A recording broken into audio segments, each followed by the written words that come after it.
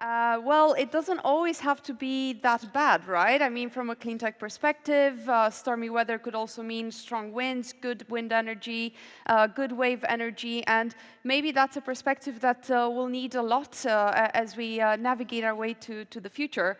And indeed, we are going through extremely troubled waters at the moment, and that's not least because the effects of climate change are being felt in real time. Over the past couple of days, we've had the IPCC trending on Twitter, and that's because, unfortunately, the latest scientific consensus seems to say 1.5 degrees will be reached in fewer years than we have since the 2020s started.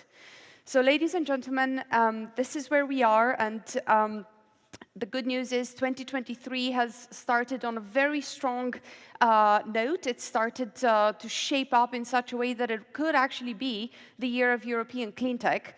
But with this panel today, I hope that we'll find out how can not just this year, but every year thereafter be the year of European clean tech, and how can we actually accelerate our efforts so that we indeed have the right compass to navigate our way towards net zero. With that having been said, I'd like to invite my stellar panelists to join me for this panel. I'd like to start with Anne Mettler, who's the Vice President for Europe for Breakthrough Energy. Anne, please, welcome. Secondly, I'd like to invite Mr. Arnaud Castaignet, Vice President of Government Affairs and Public Relations for Skeleton Technologies. Go ahead. And not least, Jake Oster, Director of Energy and Environment Policy for Amazon Web Services. Thank you for joining me for this not a trivial task of figuring out and solving the crucial clean tech challenge. Anne, I'd like to start with you. You've had an extremely sharp focus on the landscape of European clean tech for the past decade. And I'd like to invite you to share with our audience here today how you see the picture looking today. What are the sort of global headwinds and what are the possibilities really for this sector and for our continent to change the headwinds into tailwinds? Great, and wonderful to be with you. So the first thing I would say is that not to consider clean tech as necessarily different from other technologies, right? So my own background is very much in digital technologies, and if I look at Europe, sort of a consistent theme in technology startups is we have great companies, and it was also just alluded to in the panel prior to this one. However, the difficulty is in scaling up and commercializing the technologies, which was also just said on the panel. However, beyond that recognition, we need to see that this is creating real problems, because when you look at climate change, we will not be able to address it unless we scale and commercialize some of these technologies that are needed to replace fossil energy. So we have a real conundrum. And the plea I would really make is that we look at the innovation cycle, not just at the very beginning where Europe tends to be strong. We have good research, we have great startups, but focus from a public policy perspective much more on the later stages of the innovation cycle where the scale up takes place and the commercialization takes place. And this is where we really need to zero in, and where issues such as what was just discussed on the previous panel, namely that we don't have liquid capital markets, namely that we don't have de-risking tools and financial instruments that can help scale these technologies, that's becoming a real challenge that we need to address. So this is what I would focus on, not so much the early stages, the startups where we have great companies, that continues to be important, but really zero in what we don't do well, and that is really growing these companies. The example I oftentimes give, and then I wrap up, is if you look at sizable new multinationals that have been created in Europe, there aren't many. Huh? There was the last major digital companies was, for instance, SAP was created in the year 1972, ASML in 86, then you can say Spotify 2006, but Spotify is listed at the New York Stock Exchange, has a Chinese as a major investor. So it really alludes to some of the challenges that Europe has. So we need a lot more creative destruction. We need to help these companies grow and commercialize their technologies. Thanks a lot, Anne, and I think that's actually the perfect introduction for Arnaud's perspective, because of course you're representing here one of Europe's most promising scale-ups. You're operating with the European supply chain. Also your sector, which I'd like to invite you to tell us a bit more about, but has been in the spotlight of the European Commission Green Deal Industrial Plan lately. So what, how do you perceive sort of, the multiple problems that Anne alluded to, but how do you see the solutions for these as well? What can we do? Well, just to summarize the set of solutions, it's time to invest, it's time to build, and it's time to really scale up. And this is what we are facing right now, which is very exciting times because it means that we are also facing a new era of manufacturing scale up in Europe. But we have this need for speed, and we need to be able to build and manufacture at a much bigger scale. We basically know what kind of technologies we need if you want to achieve net zero. We need batteries, we need electrolyzers, we need fuel cells, etc. We set up some goals for 2030, 2035, which is literally tomorrow. And right now, we don't have the manufacturing capacity and we don't have the technologies in Europe to be able to reach those goals, while at the same time de-risking and being the ones who develop and produce the right technologies. So we've seen with COVID that supply chains can be disrupted very quickly. We've seen with the full-scale invasion of Ukraine that Europe has no energy independence. So, and we also seen all of the acceleration of the climate crisis. So we know which challenges we need to tackle, and we need to tackle them extremely fast. And for this, there will be no miracle if we cannot invest, if we cannot allow the companies to scale and manufacture at much bigger scale. We're not going to reach our climate goals, and we are not going to be able to de-risk, and we are going to have our hands tied, which is going to eventually affect security, energy security, of course, but also diplomacy and the ability of Europe to make its own choices globally. Indeed, you're painting a very comprehensive picture. The problems are interlinked, and I suggest and hope that the solutions that we will develop will also find ways to amplify each other, so we can strive for synergy. And talking about synergy and solutions that amplify each other, I'd now like to turn to Jake. And you are coming from the digital sector, and there's many positive lessons to be taken away from your sector. But I'd like to zoom in perhaps on this aspect of the digital and green twin transitions that have been sort of at the core narrative of the EU Green Deal. And maybe you could share with us some examples where we have these positive synergies between solutions, so we can take some inspiration from that. Yeah, absolutely. And thank you. And thanks for inviting me to come speak today. So I will say something that might be unpopular in this room, but I'm not a tech person.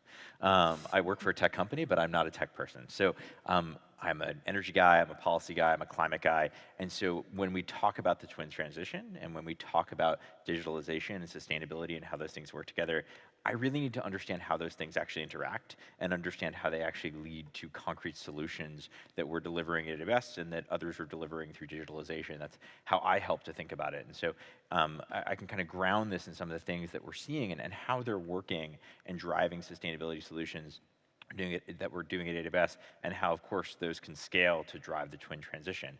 So when we think just about this within our own four walls at Amazon, one of the really exciting things that we've done is we've leveraged the AWS cloud to help drive an energy solution that we're using ourselves. So at Amazon, we are the world's largest corporate renewable energy purchaser today. And we're also Europe's largest corporate renewable energy purchaser. Around the world, our renewable energy portfolio is more than 20 gigawatts. We have more than 400 renewable energy projects, wind and solar projects around the world. Here in Europe alone, we have 1 gigawatt of offshore wind. It's a lot of wind and solar projects operating in more than 20 countries. And so what we did is we looked at the AWS cloud and we looked at technology and digitalization, and we built something we called renewable energy optimization. And it's a solution built in the AWS cloud that allows our energy team to monitor in near real time that portfolio of global wind and solar projects. And by monitoring that data, they can actually see and troubleshoot what's happening on those projects and do that in near real time around the world. And they estimate that between now and 2025, when they first launched this in 2025, that the energy savings from monitoring those projects in near real time can actually be the equivalent of an entirely new 150 megawatt wind farm. It gives you a sense of the scale of what digitalization can do and what you can do through technology. And so that's just within our own four walls. But then if we look beyond our own four walls, we also can see how digitalization is driving sustainability solutions. So again, sort of grounding this in a European challenge we have, I think everyone's aware that permitting renewable energy projects is incredibly difficult. It's very time consuming. Permits can take up to 10 years. According to Wind Europe, there's more than 80 gigawatts of wind projects in the permitting process across Europe today. Permitting is a big challenge that we have to tackle. And Europe is currently around 17% of its electricity is coming from renewables or from wind. And the goal is to get that up to 50% by around 2050. It's a big leap year over year between now and 2050. And so we have to figure out how do we actually drive change within the permitting process to be able to do that. So a couple weeks ago, we actually announced a prototype that we're working on with Accenture, with Wind Europe, and also with the IEA and others to try to help solve some of those challenges, leveraging, again, digitalization. So a prototype in the AWS cloud that we're using to automate workflows, combine files, and really just harness those digital tools to be able to expedite that permitting process. We did that in partnership with permitting officials from all over EU member states that gave us feedback on how to do that. And we're really excited to see that technology start to get embraced and see that it can help shorten the timelines from permits to actual energization of renewable energy projects here in Europe as another one of those ways that we can use technology to solve a sustainability challenge. Thanks a lot, and I've heard several timelines being referenced during your various interventions, and it's true that timelines are extremely important. One timeline I haven't heard is 2040, and it's being discussed quite a lot at the moment in Brussels for various reasons. But maybe I'd now like to turn to Arnaud and ask, Arnaud, what needs to happen this year, 2023, so that your sector in 2040 is actually a globally leading sector, and your company in particular is kind of a global champion stemming from Europe, helping the world develop the technology it needs at lower costs? So 2023 is the year where basically we are drafting the roadmap. We know what we want to achieve, we know which technologies we want to build, and we know how to actually reach those objectives. So by 2040, what we need is actually consistency. We need to make sure that the goals that are set are going to be doubled with clear implementation of the policies that are needed. Policies that are needed to build, policies that are needed to really increase the investment, because when we talk about building a gigafactories of batteries, for instance, we're talking about 1 or 2 billion euros investment. This is massive. That's why even if investment, the size of investments in clean tech right now from the private sector is quite important. There's a lot of appetite from investors. However, public policies and public support is really, really needed. So we need to be sure that by 2040, we're all going to follow the same goals, and we're going to implement and accelerate the implementation of these goals. Because we often talk about the Inflation Reduction Act, etc., and it would be a mistake to see it only as a threat. Of course, it can scale down some of the investment in Europe, or it can postpone some of them. However, we need to draw the right conclusion, and we need to see that there's actually a real alignment of views in the US and in the EU about achieving these goals and achieving the implementation of a clean tech solution. So we need consistency, and we need also to rebuild a new narrative in Europe about clean manufacturing and about clean tech. Thank you very much. Fantastic. I think we're all contributing to that narrative, even with this panel. And I have seen Anne nodding several times during the interventions, and I'd be very curious to hear her take on what her panelists, her fellow panelists have shared. But also, Anne, just in your view, what is the one thing that needs to fall into place for Europe to actually rise up to its responsibility vis-à-vis the climate crisis and indeed join this race to the top in the most, let's say, beneficial way? So for me, the overriding priority now, because of course, yes, we're facing a climate crisis, but we have a war on our doorstep. We have become victims of weaponized energy, natural gas in particular, and we have the industrial competition, as you just said, right? And this is not just between Europe and the United States. This is between Europe, United States, China, and Gulf. I mean, this is a global competition now. This is what we need to understand. And while Europe was in pole position to be leading on clean technologies a few years ago, now everyone is in this game. And then issues such as permitting, it can take up to 10 years to build a new wind park, that becomes a real issue. We are too slow. We are too cumbersome. We underinvest. And this is where I say, for me, the top priority this year is getting off natural gas. Getting off natural gas. And if you see where is it being used, it's in industry, it's in power generation, it is in buildings. It's not that hard. We need to zero in. What are the technology solutions that can drive down the demand for natural gas? And I can tell you they exist. If you look at long-duration energy storage, I was recently in a discussion about this. Some of these companies need to the tune of $2 billion or euros. And then people say, oh, it's so much, it's so expensive. Did you know that since the beginning of the war, we have subsidized the continued use of fossil energy in Europe to the tune of 800 billion euros?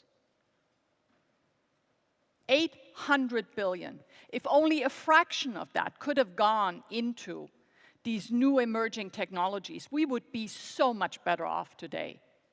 For climate, for industrial competitiveness, for our own sovereignty and security.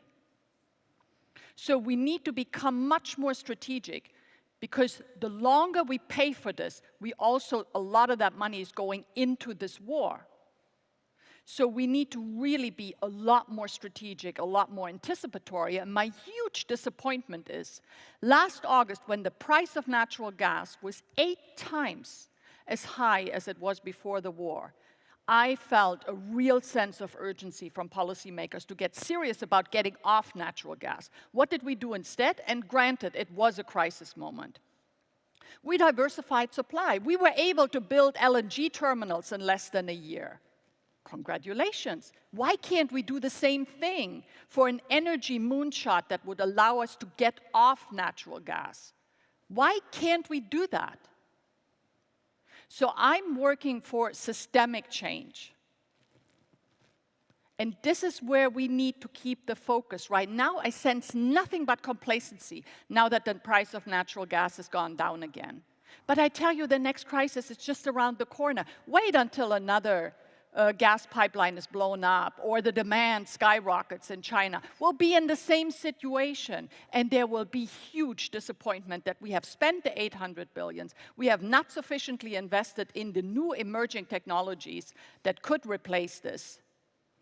So we need to be much more strategic, much more anticipatory, and need to understand that to the extent there is a silver lining in this terrible war, it is that we now really need to accelerate the energy transition in ways we never thought possible. Thank you.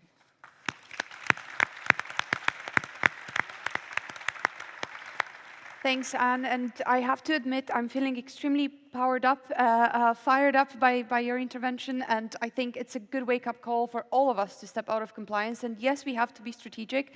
But I also think, because this is the Tech.eu Summit, and also referring to what Jake said, that he's not a tech guy, he's a climate and energy guy. But I think we're actually talking about a profound technological transformation. And so I think we all need to become tech people, and I also strongly believe we all need to become climate activists. So how do we get there? And Jake, I'm sorry to say you have maybe 30 seconds to a minute to just tell us how we can keep the momentum alive and all be sometimes maybe outside of our comfort zone, but becoming the tech climate activists we need to become. Yeah, that's a hard act to follow in 30 seconds. It's a hard act to follow in 30 minutes, but it's certainly a hard act to follow in 30 seconds. So let me ground it in, I think, something that this room is empowered to do and empowered to push, because you all are tech leaders. You're all tech experts within your companies or your organizations. And so something very, very simple that can be done today, that can be done quickly. We know cloud computing is far more energy efficient than on-prem and enterprise computing. It's well known. We've looked at studies ourselves. The AWS cloud is roughly 5 times more energy efficient than enterprise data centers across Europe. We surveyed Spain, we surveyed Germany, we surveyed France. We're 5 times more energy efficient. And it's talking about the energy transition and the energy crisis. We're talking about how to make smart decisions that we can drive today. A move to the cloud is one of those very quick things that the tech sector can be doing to embrace energy efficiency, that can be done quickly, that can be done to drive climate. It's been recommended by governments, it's been recommended by companies, and I think everyone in this room is in the tech sector. That's something technology can absolutely do. It's almost a no-brainer. And so that's one of those immediate steps we can be taking to drive sustainability, think about energy efficiency, and drive towards mitigating the climate crisis and through the tech lens. Thanks, that's fantastic. Here's what I take away. We should all look for those low-hanging fruits and make those choices that we can make already today to the available technologies that will save us energy, but also help us transform. Secondly, we must be strategic and actually strongly go and courageously go in the direction that we need to go, such as getting off natural gas and accelerating the transition to net zero. And Arnaud, I look from you and I take away from you that while the problems are interlinked, so are the solutions. And so this is really the year not to step back from accelerating them to our maximum potential. Thank you all very much. This was a fantastic panel. I hope you've enjoyed it. And enjoy the Tech Summit.